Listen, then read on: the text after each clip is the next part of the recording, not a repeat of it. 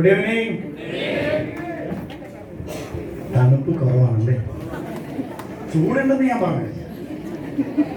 എന്നോടൊരു കക്ഷി ഇങ്ങോട്ട് വരും പറയും നല്ല ചൂടാണല്ലേ. ഞാൻ നിങ്ങൾക്ക് കുറച്ച് മുമ്പേ ഉള്ളത് തന്നെയാണ്.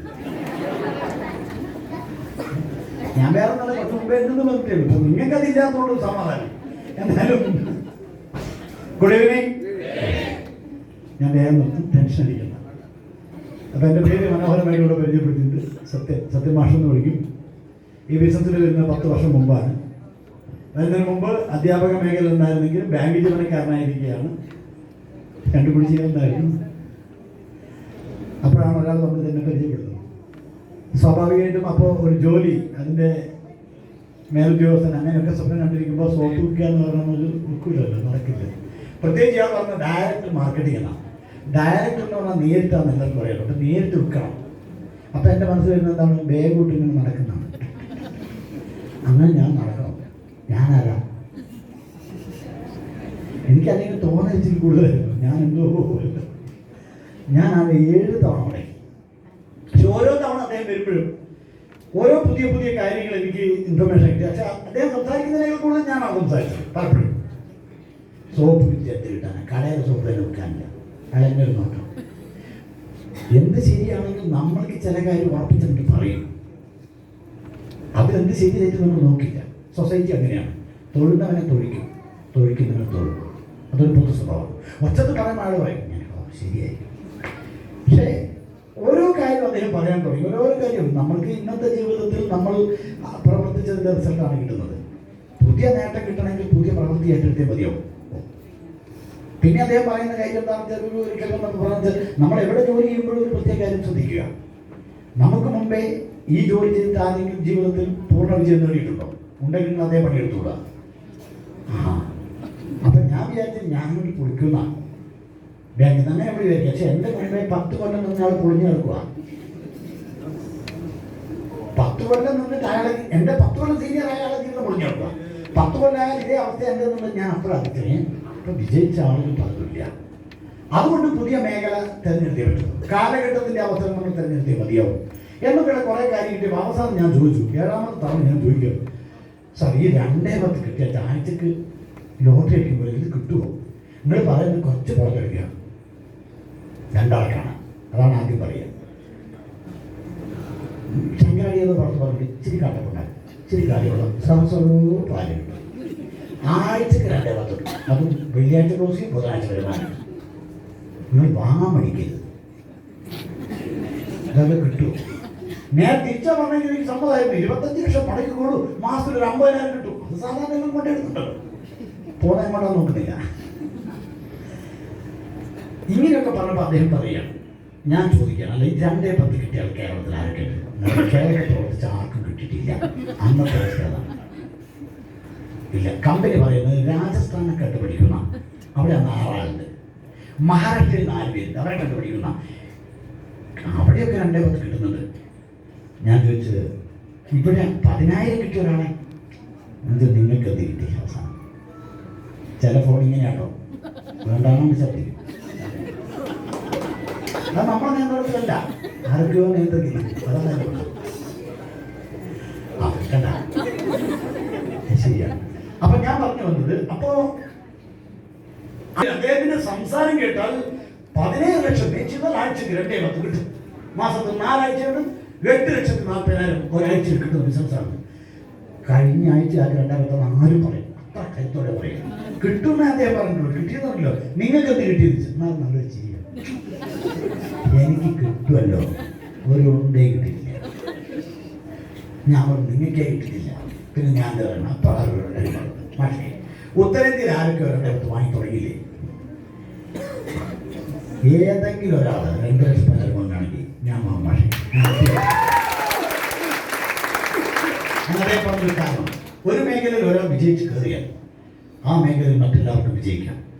വിജയിച്ച ആളെടുത്ത പണിയെടുത്താൽ മതി. ഞാൻ അത്യാവശ്യമാണ്. അദ്ദേഹം പറയണം, ഞാൻ ഉണ്ടാക്കുന്നത് വെക്കണോ കൂടെ എൻ്റെ ഭാഷ നിങ്ങൾക്ക് വാങ്ങിച്ചു തരും.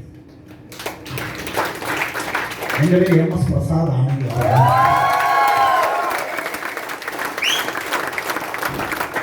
അവിടെ കാര്യം ഞാൻ മനസ്സിലാക്കി. വിജയിക്കുന്നവരുടെ ശീലം വിജയിക്കുന്നതിന് മുമ്പേ പ്രകടിപ്പിക്കണം. കറക്റ്റ്. കരുത്തുള്ളവരെ മാത്രമേ കരുത്തുള്ളവർ അംഗീകരിക്കൂ. ഓണേസ്റ്റ് റെസ്പെക്ട്. പറയുന്നുണ്ട് കരുത്തോളം. ഞാൻ സൈഡായിട്ട് സാധനം ചെയ്യുന്നുണ്ട്.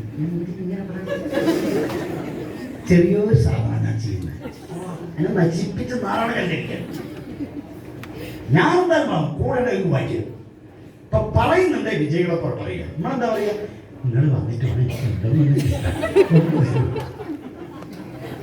ആര് വരെ ഇതെന്റെ ആവശ്യമാണ്. ഞാനെന്തായാലും വാങ്ങും. കൂടെ വന്നാണ് വായിച്ചത്. അങ്ങനെയാണ് ഞാൻ സ്റ്റാർട്ട് ചെയ്ത് പുറത്തൊക്കെ എടുത്ത് സെറ്റൊക്കെ അടിക്കുമ്പോഴത്തേക്ക് പിന്നെ ഞാൻ പറയാൻ തുടങ്ങി. ഞാനത് പറഞ്ഞു. ബാങ്കിലെല്ലാം 11 സ്റ്റാഫോട് പറഞ്ഞു. നാട്ടിലെ കുറേ ആളുകൾ എനിക്കറിയാവുന്നവരുടെ പറഞ്ഞു. ബാങ്കിലെല്ലാവരും എന്നെ അനുഗ്രഹിച്ചിട്ട് നിങ്ങൾ എന്തായാലും കാണിക്കോളൂ, ഞങ്ങൾക്ക് സമ്മതം. അങ്ങനെ ഈ പറയുന്നൊന്നും എന്താ ഏതാന്നേ എനിക്കറിയില്ല. ഒരിക്കലേ കേട്ടു. അന്ന് ഞാനൊരു കാര്യം മനസ്സിലായി. കേട്ട പാതി കേൾക്കാത്ത പാതി വിളമ്പരുത്. അറിവുണ്ടാക്കിയിട്ട് മറുപടി പറയാൻ തയ്യാറായപ്പോൾ പറയാം. ഒറ്റയ്ക്ക് പറയരുതെന്ന് അന്ന് പഠിച്ചു. കാര്യം മനസ്സിലായത്. പിന്നെ ഞാൻ ആലോചിച്ച് എന്തായാലും ഇവിടെയുള്ള പ്രോഡക്റ്റ് ക്വാളിറ്റി പ്രോഡക്റ്റാണ്. 1 ഉം 2 കൊല്ലം എക്സ്പയറി ഡേറ്റ് ഉള്ളതാണ്. എൻ്റെ വീട്ടിൽ വെച്ചാൽ 3 മാസം കൊണ്ട് അവർ ഉപയോഗിച്ച് തീർക്കും. ഒരു ടെൻഷനും ഇല്ല, ഒരു നഷ്ടവും ഇല്ല. ലാഭമേ ഉള്ളൂ. 10,000 എടുത്താൽ 14,000 ക്വാളിറ്റിയുള്ള സാധനം കിട്ടും. പിന്നെ ഇതിൻ്റെ കൂടെ ഐഡിയ പലർക്കും സംശയം. ഐഡിയ ഉള്ളതുകൊണ്ടാണ് സംശയം. അതിന് 2,10 കിട്ടുമെന്ന് പുറത്ത് നല്ലതൊന്നല്ല. പിന്നെ 2,10 കിട്ടുന്നു. ഇപ്പൊ നമ്മൾ ബിസിനസ് കേട്ടില്ലേ? കേട്ട ആളെന്ന് പറയും ഈ 2,10 കിട്ടിയപ്പോൾ ഞാൻ എന്താക്കും? അത് തുടച്ചാൽ കിട്ടിയ പിന്നെ അഥവാ കിട്ടിയില്ല എന്താക്കും? അത് സ്റ്റാർട്ട് ചെയ്തിട്ടില്ലട്ടാ. അതിന് മുമ്പേ 2,10 കിട്ടുമോ? നിങ്ങൾ കയറി ടോപ്പിലേക്ക് പിടിക്കേണ്ട. ആദ്യം തന്നെ 100 സ്റ്റെപ്പുള്ള കോണി കയറുമ്പോൾ 1 തുടങ്ങണം. 100ാമത്തെ ചാടി കയറി തലകുത്തി 1 തുടങ്ങി. 2,000 ആഴ്ച മാസത്തിൽ 8,000. ഞാൻ 2,000 വന്നത്. ഒരു ബൈക്കിന് എണ്ണ അടിക്കാലോ. പിന്നെ കൂടെയുള്ള 5 ആൾ 2,000 വാങ്ങുന്നുണ്ടെങ്കിൽ അവൻ കഴിവുണ്ടെങ്കിൽ എനിക്ക് 10,000 കിട്ടുമല്ലോ. അവരെനിക്ക് 10,000 കിട്ടുമല്ലോ. ഉറപ്പല്ലേ? ആന പോകുമ്പോൾ വാല് വരുമല്ലോ. വാല് ഉണ്ടോ നോക്കണം. അത് വന്നോളൂ. കൂടെയുള്ളവർക്ക് 5 ആൾക്ക് 2,000 രൂപ 10,000 കിട്ടുമല്ലോ. അവനും മിടുക്കുണ്ടെങ്കിൽ അവനോട് സപ്പോർട്ട് ചെയ്യാലോ. അതാണ് ഞാൻ വിചാരിച്ചത്. അങ്ങനെ സ്റ്റാർട്ട് ചെയ്തു. പക്ഷെ 10 മാസം ഞാൻ വെറുതെ ഇരുന്നു. കാരണം ബാങ്കിലുള്ളവർ എനിക്ക് നല്ല പ്രദേശം തന്നെ വെറുതെ കൊടുക്കണ്ട. നിന്നേക്കാൾ കഴിവുള്ള എത്രയോ മഹാന്മാരോടെ വന്നിട്ട് ഒന്നും കിട്ടിയില്ല. ഒരു 10,000 രൂപ ഒരു പടപ്പും മേഖലയിൽ പഞ്ചായത്ത് എന്തിനാണ് ചെയ്യുന്നത്? അവർ നല്ലോണം ഉപദേശിച്ചു, കളിയാക്കാൻ തുടങ്ങി. റിസൾട്ട് ഉണ്ടെങ്കിൽ അവർ അംഗീകരിച്ചില്ല. എൻ്റെ ഒരു സീനിയർ സ്റ്റാഫുണ്ട്. സോപ്പിൽ കൊടുത്ത് ആഴ്ച കഴിഞ്ഞപ്പോൾ ആൾ ഹോം സോപ്പ് തേച്ചാലുള്ള റിസൾട്ട് ഞാൻ അറിയാതെ സൂപ്പർ റിസൾട്ട്. അവൻ്റെ ഒരു ഫേഷ്യൽ എഫക്ട് ഉണ്ടെന്ന് പറയാം. മുഖമൊക്കെ നന്നായാലോ. എന്താ ഗ്ലാമർ? അപ്പോൾ ആൾ മുഖം കാണും. അല്ലെങ്കിൽ എൻ്റെ വീട്ടിൽ എന്തായാലും കുഴപ്പം. ഞാൻ ഇത് പറയണ്ടായിരുന്നു. റിസൾട്ട് എന്തെങ്കിലും മലയാളി അംഗീകരിക്കുക എന്ന് ഞാൻ പഠിച്ചു. ഈ സോപ്പിന് തന്നെ പിന്നെ എന്തിനാ വേണമെന്ന് പറഞ്ഞു വാങ്ങും സമയത്ത്. ഇങ്ങനെയൊക്കെ അനുഭവത്തിൻ്റെ ഇടയിലാണ് എന്നിട്ട് അവർ അമ്മായിയമ്മയ്ക്ക് കാലിൻ്റെ മുട്ടിന് വേദന മാറി. ഞാൻ ചാമ്പിത്തര കൊടുത്തു. നീർക്കെട്ടൊക്കെ മാറി. ഇപ്പം അങ്ങനെ സുഖമല്ലേ? അതല്ലെങ്കിൽ വിശ്രമിക്കുന്നോണ്ടായിരിക്കും. തീരാനായിട്ട് ഒന്നുകൂടി തരണേ. എന്തിനാ സമ്മതിക്കാൻ മലയാളിക്ക് മടിയാണ്. അപ്പൊ സമ്മതം നോക്കിയാലും നിങ്ങൾ നിൽക്കണ്ട മക്കളെ. റിസൾട്ട് ഉണ്ടെങ്കിൽ അടിച്ച് വിട്ടൂടാ. അങ്ങനെ എൻ്റെ ആദ്യത്തെ പോക്ക് ഞാൻ കുറച്ച് സാധനം എടുത്ത് കുറച്ച് കൂടുതൽ എടുക്കേണ്ടി വന്നു. ആ പെട്ടിയിലൊക്കെ ആക്കി കുറച്ച് മഞ്ഞയും ചോട്ടും സാധനം എന്തെന്നാണെന്ന് എനിക്കറിയില്ല. അത് കോയമ്പത്തൂർ പോയിട്ടാണ് വാങ്ങിക്കൊണ്ടുവന്നത്. ഒരു മാസം കഴിഞ്ഞാൽ കിട്ടുന്നത്. ഇത് ഞാൻ കട്ടിനടിയിലേക്ക് കിട്ടും. കാരണം എന്താ, ഇത് കണ്ടോണ്ടിറങ്ങുന്ന എനിക്കൊരു വിഷമമാണ്. ഇത് ഉപയോഗിക്കുന്നില്ല. ഉപയോഗിക്കാൻ പറഞ്ഞോളാം, അതിലില്ലല്ലോ. അങ്ങനെയായിരുന്നു ഇത് തുടക്കം. പക്ഷെ ഇത് ഭാര്യ അടിച്ച് വരുന്നത് കിട്ടി. എന്തോന്നാ ഈ സാധനം? ഇത് കുറേ സാധനം ഉണ്ടല്ലോ. നമ്മൾ കഴിക്കാൻ നല്ല സാധനം. എന്ത് സാധനം? എന്നിട്ട് മക്കളാത്ത പൈസ ഈ ഭയങ്കര പൈസ ഉണ്ട്. ഞാൻ പറഞ്ഞു ഞാനത് വിൽക്കാൻ പോകുന്നത് നിങ്ങളാ. ആ ടെക്നിക്കോ ഞാൻ പഠിച്ചിട്ടുണ്ട്. എന്ത് ടെക്നിക്കൽ? ഞാനൊരു ബാഗിൽ ഇട്ടിട്ട് അന്ന് പോയാൽ ഞാൻ പഠിപ്പിച്ചത് 1000 രൂപയിൽ ഉള്ളത്. അതൊന്നും കാണരുത്. കണ്ടാൽ എന്ത് കുഴപ്പമെന്ന് എൻ്റെ അന്നത്തെ തോന്നലതേ കൂടുതലായിരുന്നല്ലോ.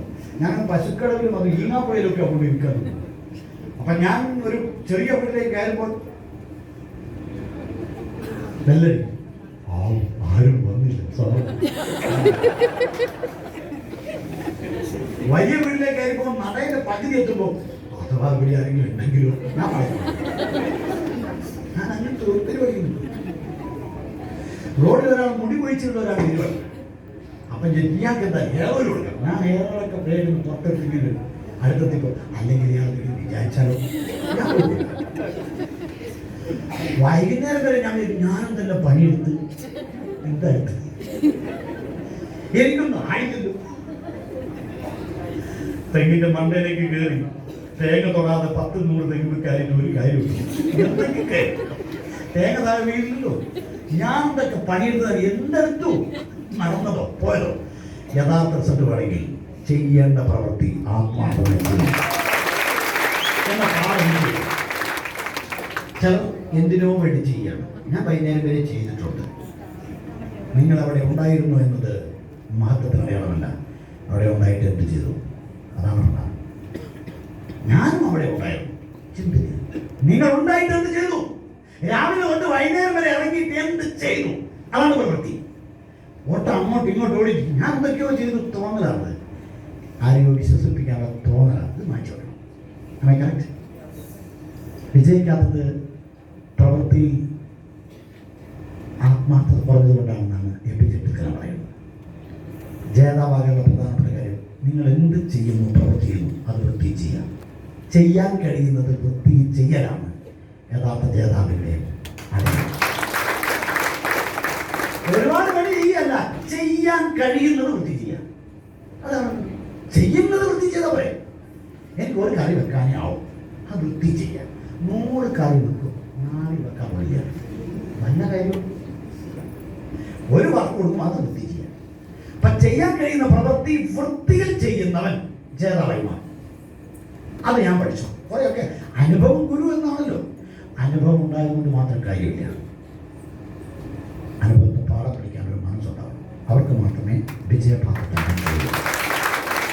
സോ അങ്ങനെ ഞാൻ നാട്ടിലൊക്കെ കുറേ ആളോട് പറഞ്ഞു, വീട്ടിലൊക്കെ പറഞ്ഞു. 9 മാസം അങ്ങനെ ഇങ്ങനെ നിന്നു. ഒരു 500, 600, 800 ഒക്കെ വരാൻ തുടങ്ങി. അവ ഒരിക്കലും ഒരു 1800 രൂപ വരുമാനം കിട്ടിയപ്പോൾ ഞാൻ വേഗം പറഞ്ഞു, ആഴ്ചയിൽ 1800 രൂപ വരുമാനം കിട്ടി. കഴിഞ്ഞ ആഴ്ച വർക്കിട്ട് ബാംഗ്ലൂർ കത്തിന് ഒരാഴ്ച 1800 കിട്ടി. ഒരാഴ്ച പണിയെടുത്ത ബംഗാളിക്ക് 7000 കിട്ടും. ഞാൻ പറയേണ്ടത് തുടക്കത്തിൽ നിർത്തിക്കളയാൻ ഒരുപാട് കാരണം കാണും മക്കളെ. ഒരു വിത്തിട്ടാൽ 2 ഇല വരാൻ സമയം എടുക്കൂലേ, തണ്ട് വരാൻ സമയം, പുഷ്പിക്കാൻ സമയം എടുക്കൂലേ. ഇത് കുഴിച്ചിട്ട് പിറ്റേ തന്നെ കൊലകൊലയായിട്ട് വരുമോ? ഇതല്ല ഈ പൊട്ടമാർക്കറിയോ? സമയമെടുക്കും. അപ്പൊ പറയുന്നത് അവർക്കറിയില്ല. ഈ 2000 ഉണ്ടെങ്കിൽ ഇത് 20,000 ആക്കാമെന്നും അതിലൂടെ 2,10 ഉണ്ടാക്കാമെന്നുള്ള പാഠം എനിക്കുണ്ട്. അത് അവർക്കറിയില്ലല്ലോ. അപ്പോഴാണ് താലന്റ് ട്രിപ്പ് വന്നത്. പ്രസാദ് പറഞ്ഞ അടിച്ച് കയറണം. ഞാൻ വന്ന് തുറന്നാണ്. അങ്ങനെ അടിച്ചകത്ത് കയറി. കേരളത്തിൽ ആ താലന്റ് ട്രിപ്പ് ഒരു പക്ഷേ ആദ്യത്തെ മാസം തന്നെ പ്രസാദോടൊപ്പം കേരളത്തിൽ ആദ്യത്തെ താലന്റ് ട്രിപ്പ് അവിടെ പണിയെടുത്തത് ചെയ്യുന്നത് വൃത്തിയിൽ പറയാൻ തുടങ്ങിയിട്ടുണ്ട്. അത് വൃത്തിയിൽ പറയാൻ തുടങ്ങി. ഒരു ദിവസം 10, 12, 13. കാരണം എൻ്റെ മുന്നിൽ ലക്ഷ്യമുണ്ട്. ലക്ഷ്യമുള്ളവന് ആവേശം കൂടുതലായിരിക്കും, വ്യഗ്രത കൂടുതലായിരിക്കും. അവൻ തിരക്കുണ്ടാവും പോകുന്നു. അല്ലെങ്കിലോ എങ്ങനെ രാത്രിയായാൽ മതിയാണ്.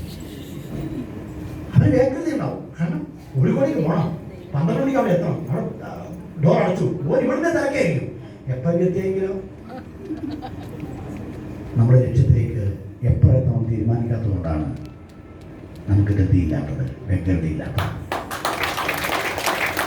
അങ്ങനെ ആദ്യത്തെ താലന്റ് ട്രിപ്പിലായി കേരളത്തിനാകെ 3 പേരാണ് വിജയിച്ചത്. നമ്മുടെ സുഹൃത്തുക്കൾ തന്നെ പിടിച്ചെടുത്ത് കയറി 36,600 ആഴ്ച വരുമാനമായി. ഞാൻ വന്നൊരു മാസം ലീവ് എടുത്തു. ഒരു കൊല്ലം 18-ാമത്തെ മാസം ബാങ്ക് സ്ഥാനിച്ചത് ഫുൾ ടൈം കരിയറായിട്ട് ഇറങ്ങിയ ഒറ്റ കൊല്ലമുണ്ട്. 1 വർഷം കൊണ്ട് ആഴ്ചയിൽ 2,00,000 കോഴിക്കോട് ജില്ലയിൽ ആദ്യത്തെ 2 വർഷം കയ്യിൽ നിന്ന് വാങ്ങി. പിന്നെ ഫുൾ ടൈം കരിയറായിട്ട് ഇറങ്ങി. ഒരു പൾസർ ബൈക്ക് എടുത്തു, പിന്നീട് ഒരു കാർ എടുത്തു. ആളുകൾ പറയാൻ തുടങ്ങി, ഇത് കൊണ്ട് ലോണായിരിക്കും, ഞാൻ എപ്പോഴാണ് ബാങ്ക് തിരിച്ചു വരികയെന്ന് അറിയില്ല. പക്ഷെ അവർ പറയാൻ തുടങ്ങി. ആളുകൾക്ക് എന്ത് പറയാം. അത് പിന്നെയും ഓടി 4ാമത്തെ വർഷം കോണ്ടിനെന്റൽ ടീം കോർഡിനേറ്ററായി. 70 ലക്ഷം രൂപയുടെ BMW GT അന്ന് സ്വന്തമാക്കി. ആ വണ്ടി തന്നെ ഇപ്പോൾ വന്നിരിക്കുന്നത് താഴെ. 2012 ഡിസംബറിൽ അത് വാങ്ങി വീട് വെച്ചു. ഹൗസ് വാമിങ് നടത്തിയപ്പോൾ എന്നെ കളിയാക്കിയവരെ മുഴുവൻ ഞാൻ വിളിച്ചു. അവരങ്ങനെ ആദ്യം ലിസ്റ്റിട്ട് വിളിച്ചു. വിളമ്പിയ കൊടുത്തു. മധുരം ഞാൻ തന്നെ കൊടുത്തു. ഒരക്ഷരം വേണ്ടിയില്ല. അവർ പോയപ്പോഴാണ് അവർ പോകുമ്പോൾ പറഞ്ഞാൽ ഞാൻ കൊടുത്ത മറുപടി, എന്തായാലും അവൻ നേടിയിട്ടോ ഒരു കാറും വീടും ഒക്കെ ആയി. അവർ പറഞ്ഞു പറയിപ്പിക്കണം. എന്തെന്നെ കളിയാക്കൽ, നിനക്ക് വിതരണം ബുദ്ധിയില്ല, നീ പൊട്ടനാണ്, നിന്നേക്കാൾ മഹാമാരി ചെയ്തിട്ട് 1000 രൂപ പോലും കിട്ടിയിട്ടില്ല. ഞാൻ വിചാരിച്ചു അവർക്ക് എന്താ ചെയ്യുന്നത്, 1000 രൂപ പോലും കിട്ടിയിട്ടില്ല. ഈ കളിയാക്കൽ കൊണ്ടാണ് മക്കളെ 4ാമത്തെ വർഷം ഒരു CTC ഒരു പക്ഷേ കേരളത്തിൽ അപൂർവങ്ങളായിരിക്കും BMW മാറിയത്. അവരെ കളിയാക്കൽ മുമ്പിൽ കാണിച്ചു കൊടുക്കാൻ വേണ്ടിയാണ്.